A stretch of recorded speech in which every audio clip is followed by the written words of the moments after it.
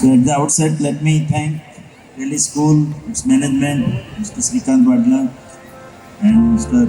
Govindji from Yomika and all the organizers of this event for inviting me here for this very important function, Chorus 25, where students will show their talent in different forms. So let me wish all the best to all the students who are eagerly waiting to showcase their talent, cultural activities and various other forms of talent which they have, and which all the parents are also will be eager to see their children performing on the stage. So let me once again thank students, the management, the parents of these very talented students, and I am sure that Anantapuram has given our ex-president Dr. N. Sanjeeva Reddy, and I am sure that it will give more and more other such eminent personalities to the nation. And I am sure next future space scientists are going to emerge from this particular place, Anantapuram. I am very happy to inaugurate this Space Center Lab, which has been conceived by Yomika in association with Mr. Srikant. And I am sure that it will not only benefit the students of Trellis School, but it will also benefit other students from nearby areas, especially from rural areas. And surely we are going to see the proliferation of space activities. ISRO has been doing its activities since last 55 years, but I am sure that these activities are now going to pick up from each nook and corner of our country, and especially from Andhra Pradesh, with a very progressive government here in Andhra Pradesh. I am sure that they will promote all the space activities, and schools like Trellis School and other associated schools will surely promote the talent of students. I wish all the best to Trellis School, its management, all the students, and wish you all the best to all the parents of this talented school. Thank you very much for giving me the opportunity. I will take few minutes to show some of these links and show you some aspects of that Chandrayaan landing. But after that, one more thing I'd like to add is that today is May 1st. It is actually the birth date of my state, Gujarat, and Maharashtra also, incidentally. And of course, I am not going to various details, but what I would like to say is that the activities which ISRO does related to, all of you are very much aware of Chandrayaan and earlier Mangalyaan, the moon mission, the mission to Mars. Similarly, now we are going to do Gaganyaan mission. All of you know that we are going to put a man in space in due course. So all these activities are very exciting activities. People get very excited by that. It generates a lot of hype. But that is only 25% of activity which ISRO does. This 75% of activity is something which Sarabhai said that we want to use. You will be aware that the space program originated from the place where I come from, that is Ahmedabad, in Gujarat. So Dr. Vikram Sarabhai, the father of India's space program, belonged to that place, and he used to say that we want to use space research and technology for the benefit of common man and society. So he was from Ahmedabad, he studied there in school and colleges, and then went to UK at Cambridge for doing his PhD. That time World War started, so he came back, completed his PhD in the guidance of Dr. C.V. Raman, India's first Nobel laureate, who was teaching there at IISc, Indian Institute of Science in Bangalore. After that, he went back again to submit his thesis at Cambridge when the World War was over. Then he got the degree of PhD from Cambridge University in cosmology. He did his research in that. Then he came back. So this is how it laid the foundation of Physical Research Laboratory. That is the place from where India's space program originated. So Dr. C.V. Raman was invited to lay the foundation stone. That is followed by, right hand side, we are seeing a very rare photograph of 4 great scientists of India. That is Dr. S.S. Bhatnagar, Dr. Homi Bhabha, who used to lead our atomic energy program, Dr. C.V. Raman, who was our first Nobel laureate, so everybody knows him, and Dr. Vikram Sarabhai. So this is a rare picture of these 4 great scientists. And Sarabhai started his work from his home, actually. In center there is a picture of his home in Ahmedabad. Then physical research laboratory was getting built to that time. So he had 2 laboratories, 2 rooms in a science college in Ahmedabad, and started his work on space from that. And in 1947, the foundation was there. In 1954, our then Prime Minister Jawaharlal Nehru came there to inaugurate the building. It was ready by the time. So that was Physical Research Laboratory. Next. So these were the pioneers. All of you know them, so I don't have to repeat that. Dr. Sarabhai, Dr. Satish Dhawan was director of IISc that time, and then he took over ISRO also. Dr. Kalam Saab, everybody knows, so I don't have to tell. He was our rocket man, missile man, everything. He worked in ISRO for 25 years, and then he became advisor to Defense Minister, Prime Minister, and then became president of this country as well. And you are seeing a very rare picture of Professor Yashpal, who was the first director of my center in Ahmedabad, Space Application Center. I am the 13th director. So 13 is a very lucky number. Don't worry about that. And right hand side you are seeing another picture where Dr. Sarabhai is seeing one young boy, and that young boy is Dr. Abdul Kalam. So I am sure that not many young boys here are willing to take up space science and become Abdul Kalams of future of our country. Next, we can run through that. So this is Sarabhai crater, which we have named on Chandrayaan. That is the surface of moon. There is one big crater is there that is named after Dr. Sarabhai. Next. So this is how our space program started in 1967. 63 we launched a rocket, then we did activities on remote sensing and communication and TV broadcast. So this is how initial days we started our activity. Next.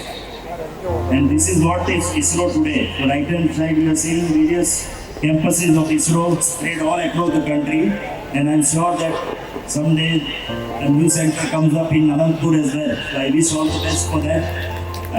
Left hand side you are seeing we work directly under the Prime Minister office of this country, because that will help us to do our work faster. Next.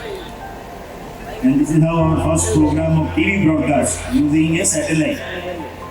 Nowadays there is no novelty in this, but first time in 75 when many places in India didn't have any electricity also. That time we were able to use satellite to beam a TV program to 2400 places, rural places in remote India. Right? So this is what is ISRO today. We have a budget of 13,000 crore. Next. And 17,000 people. So when we are static for almost 10 years, we have only 70,000 people. And the world market, our share of India is only 2%. So we want all of you to join ISRO, do space activities, so that the share of India in world market increases from 2% to 5% or 10%. So this is how new agencies have been set up by Government of India, and we have opened up the space sector. So now anybody can work for space. Earlier it used to be only Government of India and ISRO only. Now any startup, any academic institute, schools like Trellis school can also take up activity related to space. Right? So this is our scorecard, like the result card of every year you get.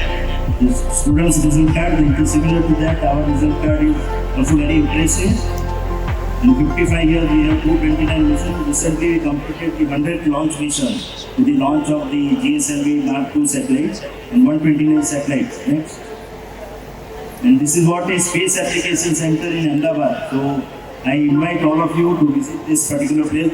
The center one what you are seeing is the only building which was there 50 years back. Only one building. And today we have almost 50 buildings at that place. So you can see how much growth has taken place. So I invite each of you, whenever you visit Ahmedabad, please do come to Space Application Center. We have a very good exhibition also, which is open on Saturday and Sunday also. So this is our activity related to instrumentation and applications. Next. These are our telescope or radar camera satellites, where we have achieved the resolution from 1 kilometer, we have improved to 1 feet, that is 0.3 meter. So I can see number plate of the car parked here in the campus of Trellis school. That much capability is there with our camera system, which are moving in the space. Next. We have moved from kilometer to sub-meter or 1 feet. Next. These are various images. Next.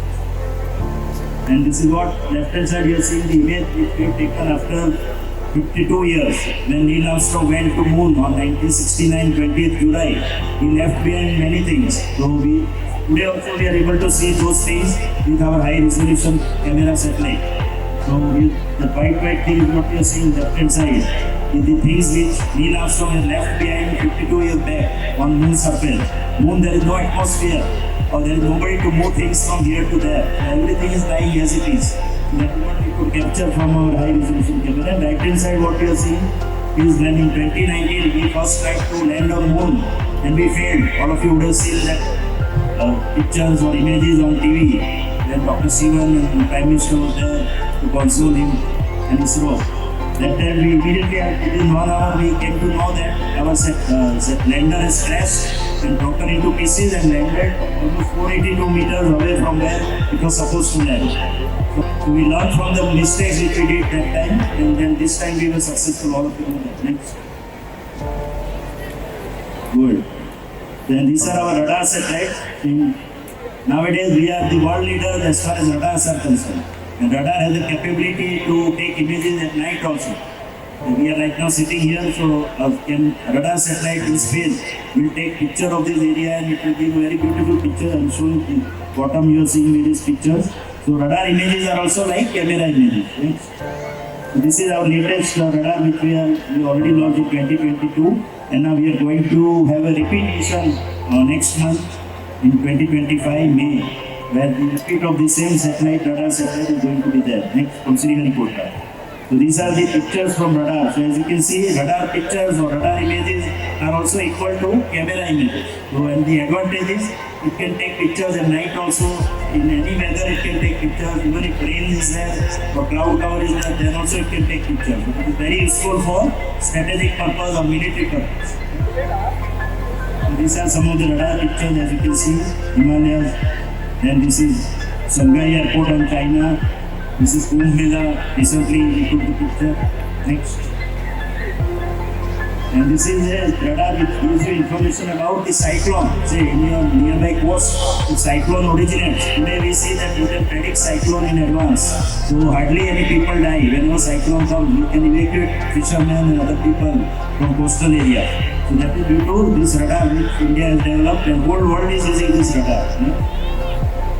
And this is the altimeter which helped our Chandrayaan 3 lander to land on moon surface. And now we are building a telescope to view stars and signals coming from far off places in the universe. And that will be mounted at Leh, Ladakh. Ladakh is considered to be the most ideal place to locate such telescopes because the ambient noise is very less there. It is the quietest place on the world. So these are some of the pictures we've taken from an airborne radar. The radar which we put in satellite or camera which we put in satellite can also be put on an aircraft. And we can take picture whenever a flood comes or disaster happens. We can immediately send the aircraft to take the picture, do the damage assessment. Next. And this is the latest radar. Again, the whole world is looking forward to this radar because after seeing our capability in radar, NASA and JPL, NASA all of you know, I don't have to tell you, it is the American Space Agency. Similarly, JPL is world's best aerospace laboratory, Jet Propulsion Laboratory in California, Pasadena.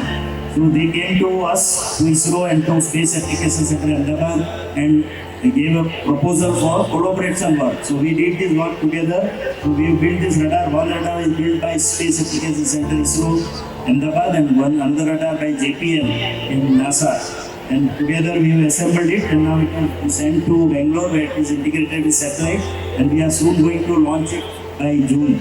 So the whole world is really looking forward to that because there are possibilities that taking data from these radars, we may be in future we will be able to study about the earthquakes, and who knows, in future we may get some idea about predicting the earthquake also. So that is the importance of this radar.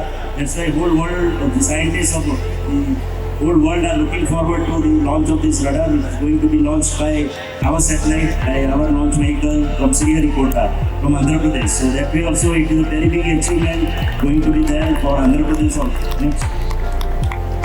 And this is how our Chandrayaan mission happens. I will just show you that one or two films and I will stop there. Next. Go ahead. Just keep looking. Next. So this was Chandrayaan, how the moon program. Next. This was Chandrayaan 1. Next. Chandrayaan 2, Chandrayaan 3, as you can see, Chandrayaan 3 was exactly similar to Chandrayaan 2, only orbiter we have replaced with a propulsion machine. So this is how the surface of moon, as you can see, it is full of craters and boulders. In that time we try to find out a homogeneous terrain or a medan and try to land it, our lander there. So sitting in Ahmedabad, we studied the moon surface. We studied the pictures from various satellites taken by all over the world. So studied the images of the moon and selected few places where our lander will go and land in South Pole. See, till now nobody has landed on South Pole. So it's the first time anybody so much 3.84 lakh kilometer away, just by seeing the pictures, we decided where to land. Next. So this was when we launched it on 14 July. Everybody thought that we have reached moon, but actually it was just the beginning on that day. It could take another 41 days for us to go to moon. Next. So this is how it landed that day on 23rd August, where when we started the journey from 30 kilometers, so its legs were almost horizontal of the lander, and slowly its speed reduced and it became vertical. From horizontal it became vertical, and then it landed safely on the South Pole. And this time we went to 69. This is how it landed, 69.3 degrees south southern latitude. But now we are planning to go exactly at 90 degrees in our next mission. Go ahead. So this is how it happened that day on 23rd August, how we landed on moon at 6:10 p.m. on 23rd August 2023. And next, after that what happened you didn't see on TV, but this is how the rover came out. Next, the dam opened and the rover rolled out of the dam and then did the movements for the moon surface. Next. So that day our chief minister was there in our laboratory at Ahmedabad. He came there to see the landing, actual landing. So he was the only chief minister who was sitting in the ISRO center to view the landing. Next. So this was the system which was built by our scientists at Ahmedabad. 8 camera system, 1 radar altimeter, the main heart or the brain of the lander, that is the Desai processor, and the landing site selection. As I mentioned, for 7 years we studied moon images and decided where to land, and we exactly landed where we wanted. And this is how communication sector play a role during disaster. So during the Kedarnath disaster, immediately we set up the reset terminal so that the communication is restored from the disaster site with everybody in the different parts of the country. Next. So this is how flood came in Srinagar, Kashmir. And that time also we asked our people to install the communication terminal in Chief Minister's house as well as Governor's house.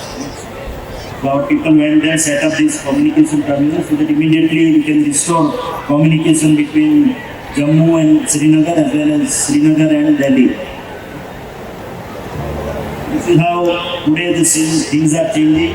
All of you would have heard about center you are seeing Starlink. The Starlink satellites are the norms of the day, where there are large number of satellites.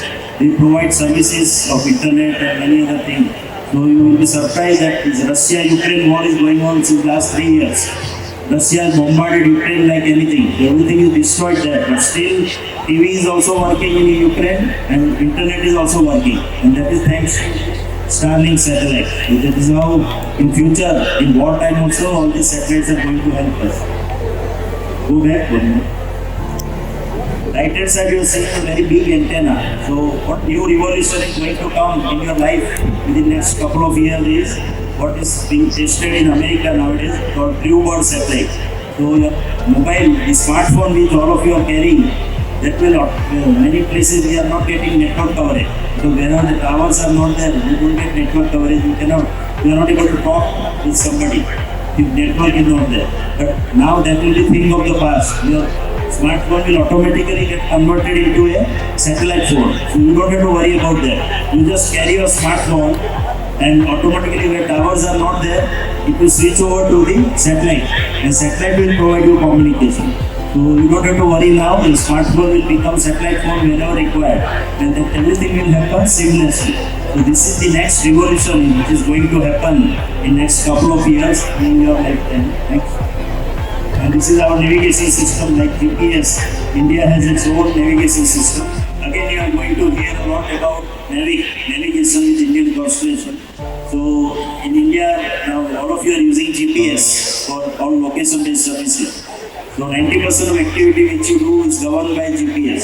So that will be thing of the past. In future, we'll be using our own system, Navic, for doing all these activities. So this is how Navic is being developed. Next is how CRC will be able to track our soldiers' movement on glaciers also. And it will come in your mobile. So instead of GPS, all of you will be using Navic now. Next. And this is the last thing I want to tell about. We are hearing a lot about these cyber frauds.